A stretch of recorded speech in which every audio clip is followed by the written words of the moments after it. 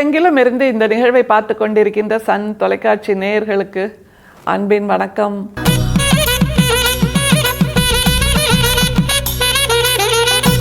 வள்ளல் பெருமானுடைய சிந்தனைக்கான நேரம், நம்முடைய சிந்தனையை செப்பனிடுவதற்கான நேரம் இந்த விடியல் பொழுது. இன்னைக்கு நாம் பார்க்க போகிற பாடல் தன்னை பற்றி வள்ளல் பிரான் எழுதியிருக்கக்கூடிய பாடல் அப்படிங்கிறது தான் மிக முக்கியமான ஒன்று.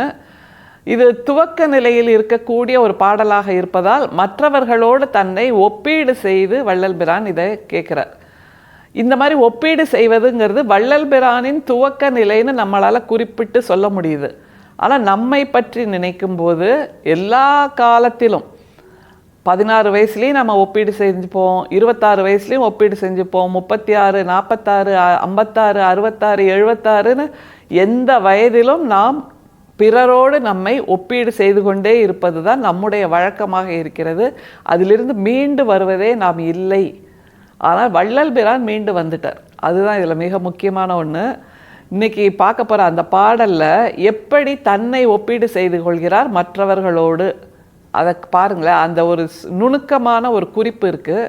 அந்த குறிப்பை பிடித்து விட்டால், நிச்சயமாக குறிப்பை சிக்கன பிடித்து விட்டால் வள்ளல் பிரானின் வாழ்க்கையின் சூட்சுமம் நமக்கு புரிய வரும். பாருங்க, முன்னும் கொடுமை பல புரிந்து முடுகி பின்னும் கொடுமை செய்ய உண்ணும் கொடியர் தமக்கும் அருள் உதவும் கருணை உடையானே மன்னும் பதமே துணை என்று மதித்து வருந்தும் சிறியேனுக்கு இன்னும் கருணை புரிந்திலை நான் என்ன கொடுமை செய்தேனோ.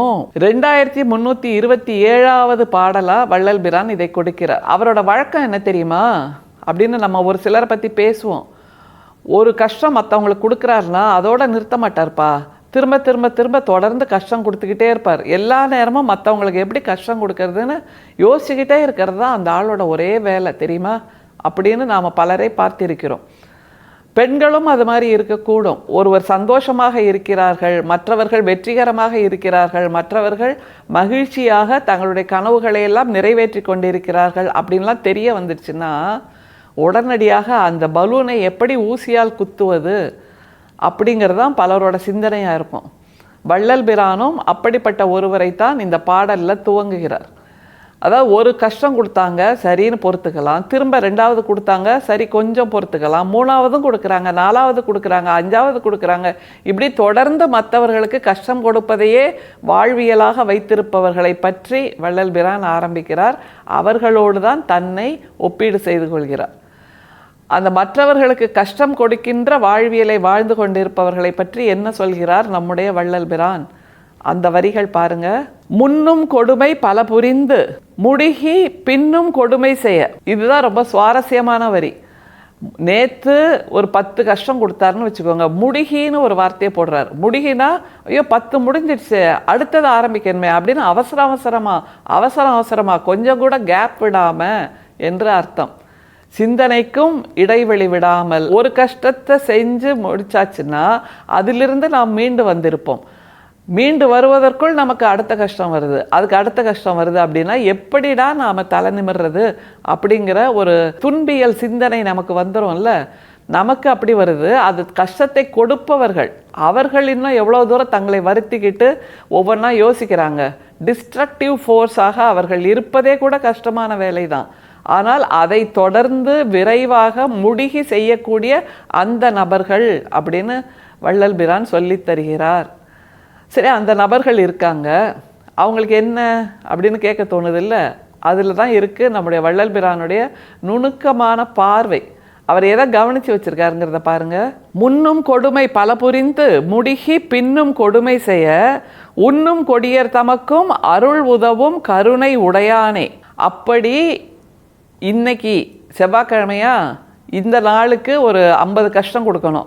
நாளைக்கு புதன்கிழமையா 51வது திரும்ப கொடுத்துடணும். வியாழக்கிழமையா 52 கஷ்டமாவது கொடுத்துடணும். வெள்ளிக்கிழமை 53 கஷ்டம் அப்படின்னு ஒவ்வொரு நாளும் அந்த மற்றவர்களுக்கு துன்பம் இழைக்கின்ற அந்த எண்ணிக்கையை அதிகரித்து கொண்டே செல்கின்ற அந்த மனிதர் உருவில் நடமாடுகின்ற அரக்கர்கள், அவங்களுக்கே கூட நீ அருள் செய்தியே எப்படி வந்து நிற்கிறார் பாருங்க. இப்படி மற்றவர்களுக்கு துன்பம் கொடுப்பதையே வாழ்வியலாக, வேலையாக, ராவும் பகலும் அல்லும் பகலும் செய்து கொண்டிருக்கின்ற ஒரு மக்களுக்கு நீ அருள் செய்கிற. சரி, என்ன செய்யலேங்கிறத அடுத்து சொல்கிறார். உண்ணும் கொடியர் தமக்கும் அருள் உதவும் கருணை உடையானே, மண்ணும் பதமே துணை என்று மதித்து வருந்தும் சிறியேனுக்கு. நான் என்ன பண்ணுறேன்? உன்னோட பாதமே எனக்கு கதி, உன்னோட திருவடியே எனக்கு கதி என்று நான் இருக்கிறேன். ரொம்ப எளிமையானவனா நான் இருக்கிறேன், உனக்கு ஆட்பட்டவனா நான் இருக்கிறேன், மற்றவர்களை நேசிப்பவனா நான் இருக்கிறேன், மற்றவர்களுக்கு துன்பம் தராதவனா. ஆனால் இந்த சிறியனுக்கு நீ என்ன பண்ற? அதை சொல்லி நிறைவு செய்கிறார் பாருங்க.